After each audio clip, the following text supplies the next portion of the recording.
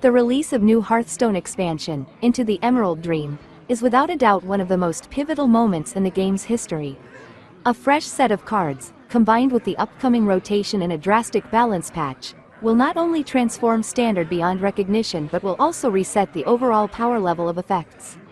This shift is expected to take us several years back, to a time when power creep wasn't as severe.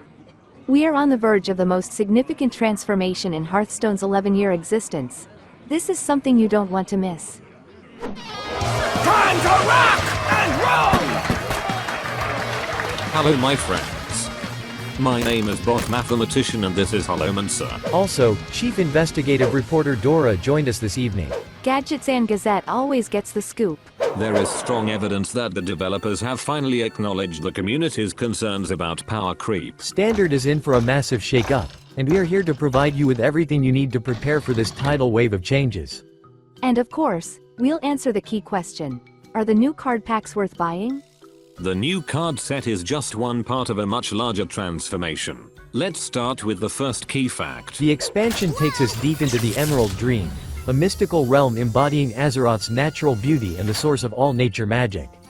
Players will experience the conflict between the Emerald Dream's defenders, led by Ysera and the Wild Gods, and the Old Gods aiming to corrupt this serene domain into the Emerald Nightmare.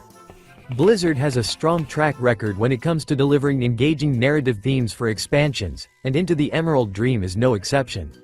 Nearly 80% of players either like the expansion's theme or at least find it interesting. Mark your calendars. The 29th full Hearthstone expansion is set to launch on March 25th. Make sure to save your weekly quests for faster progression on the new rewards track.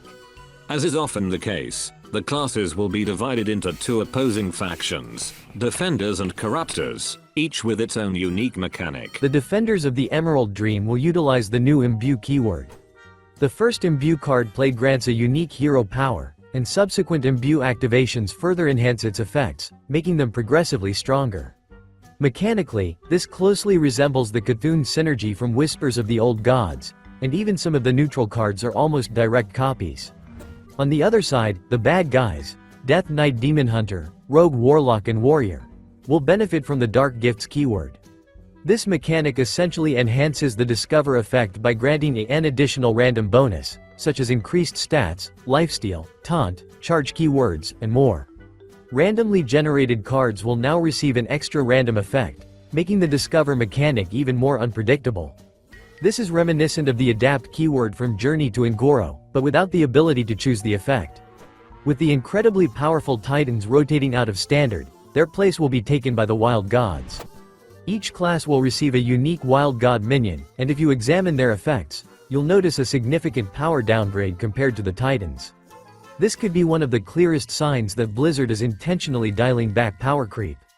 Despite their relatively weaker effects and high mana costs, the Wild Gods have highly intriguing mechanics. They feel like a true callback to old-school Hearthstone, aligning more closely with the classic design philosophy where powerful effects required significant compromises and risks. This theory is further supported by another key observation. On our community tab, we regularly conduct polls to gauge the power level of new legendary cards. According to preliminary results, our viewers don't consider the new legendary cards to be overpowered.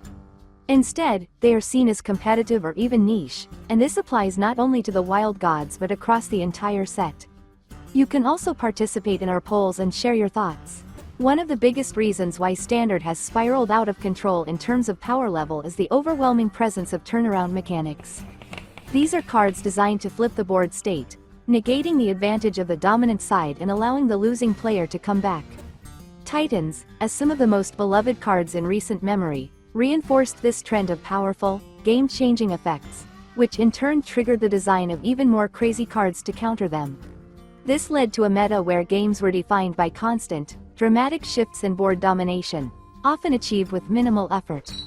We discussed this in detail in one of our previous videos. With Titans leaving Standard, deck building and gameplay will undergo a dramatic shift. The strengths and weaknesses of turnaround mechanics are a topic of debate, but there's no denying that they fundamentally transformed the Standard format into something entirely different.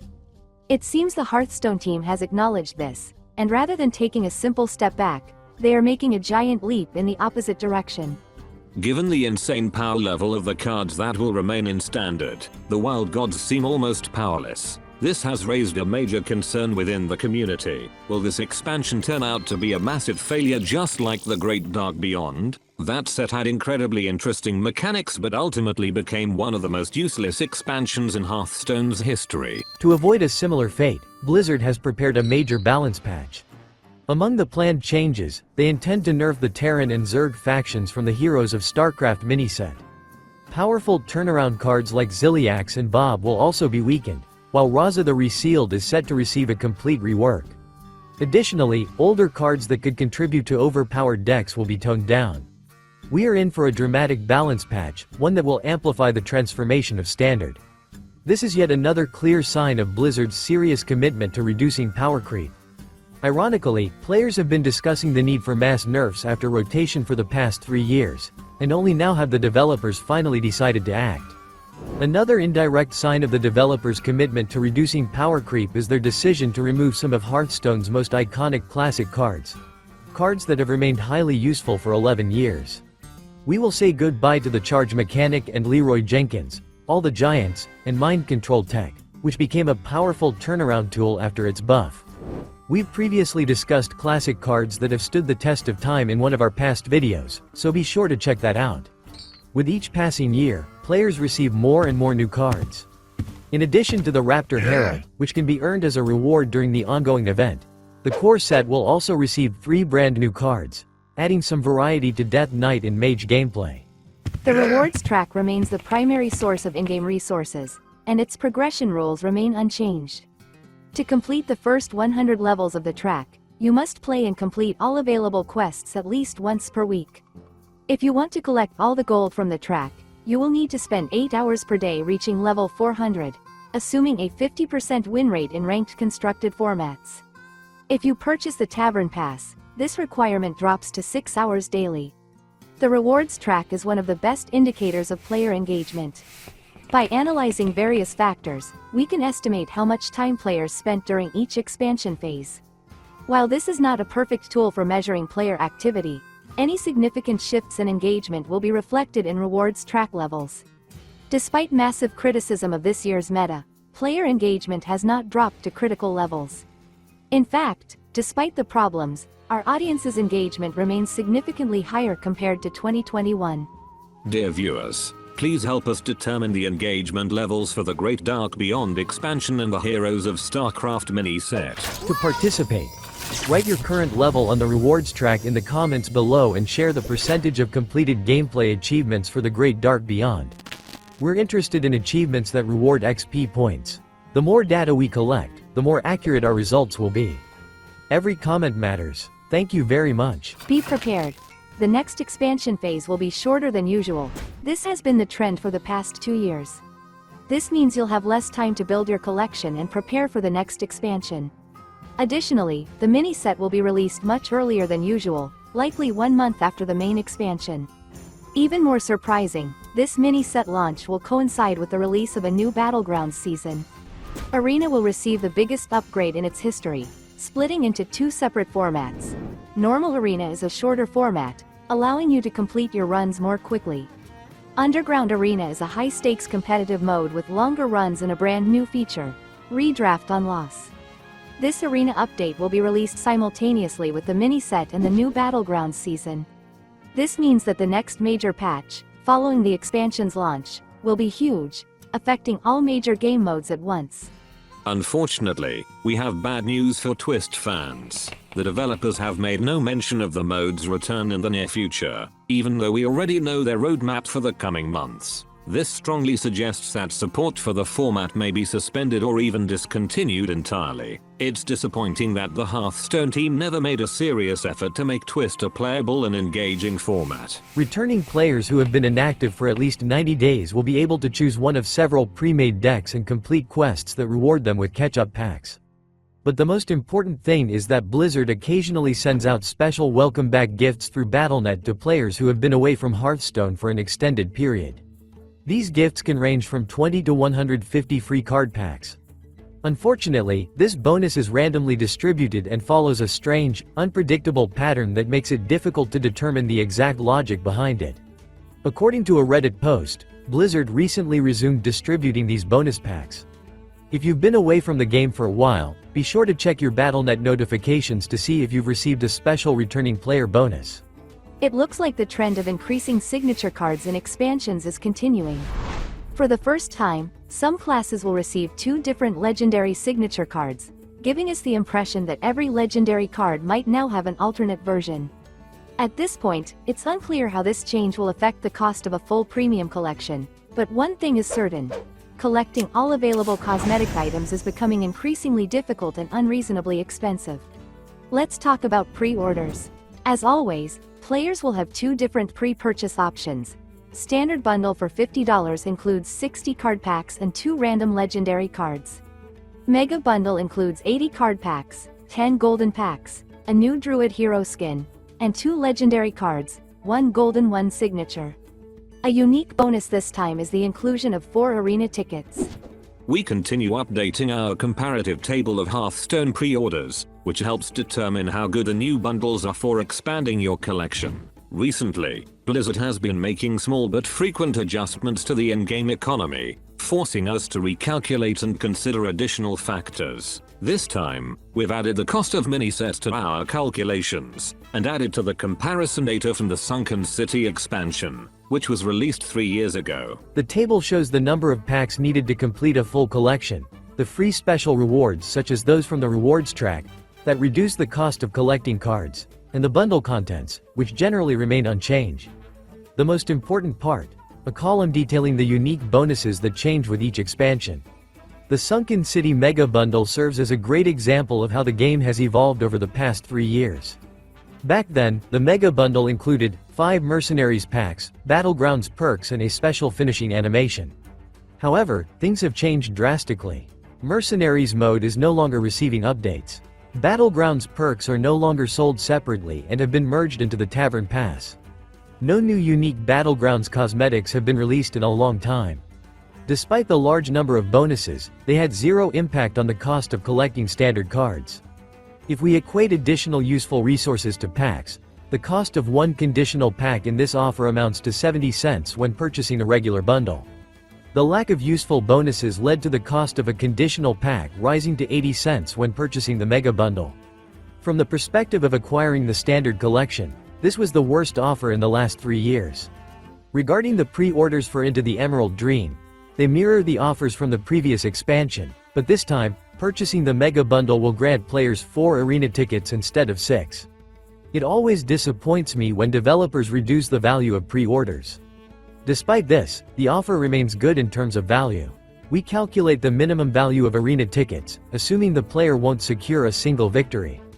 If you have experience in this mode, your potential benefits could be significantly higher. Thus, the amount of useful resources that can be converted into dust and compared to new packs has balanced out. Each conditional new pack will cost approximately 71 cents regardless of the bundle you purchase, but in addition, the Mega Bundle includes a portrait, which adds aesthetic value to this offer. We maintain our own statistics on the popularity of pre-orders based on surveys of our subscribers.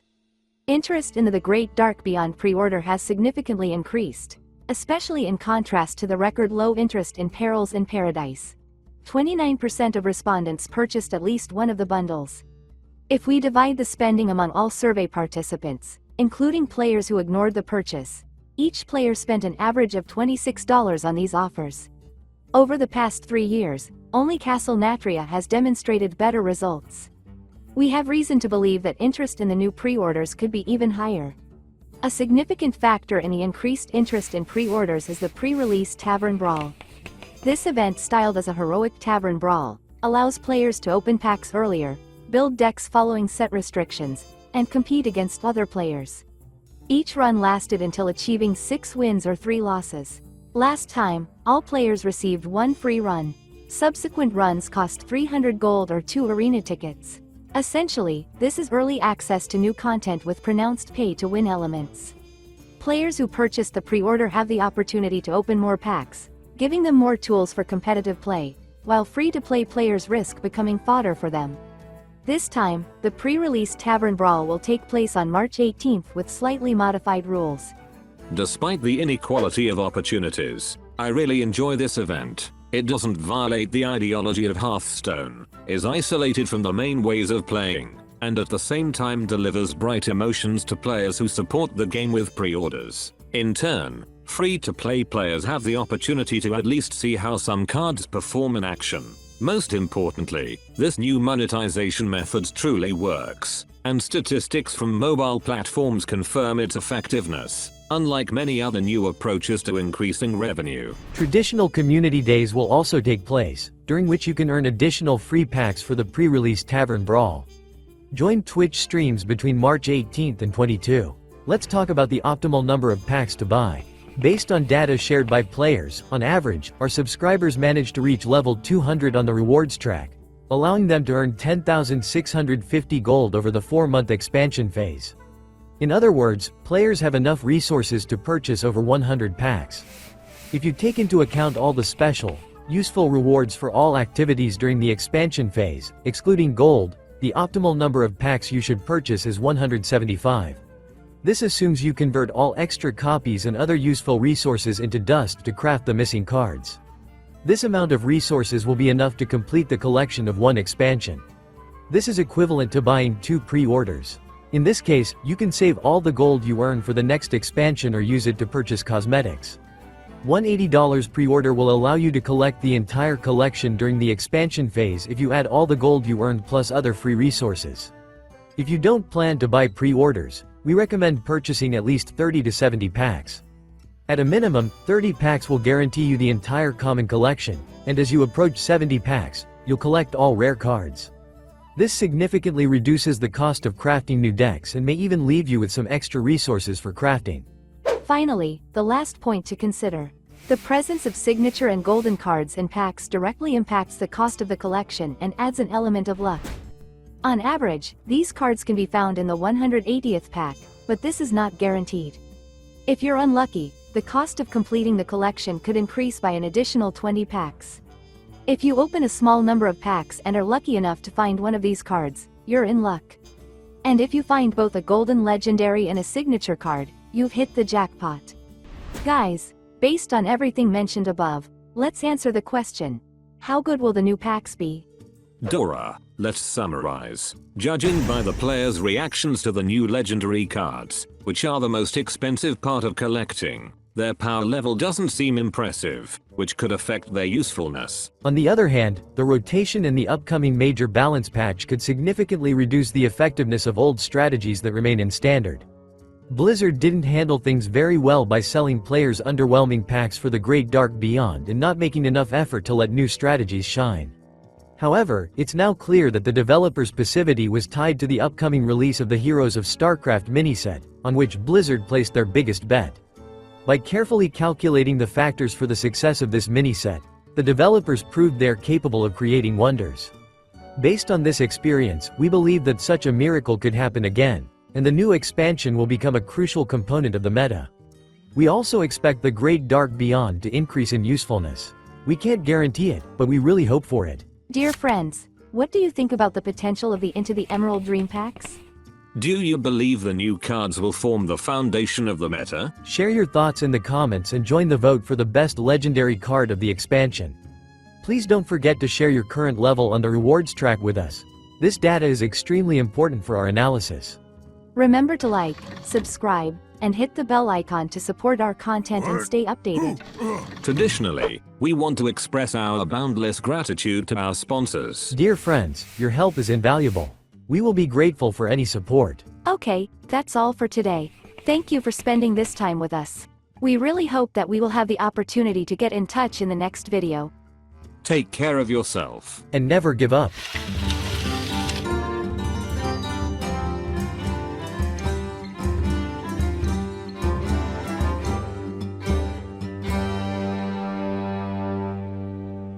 Job's done.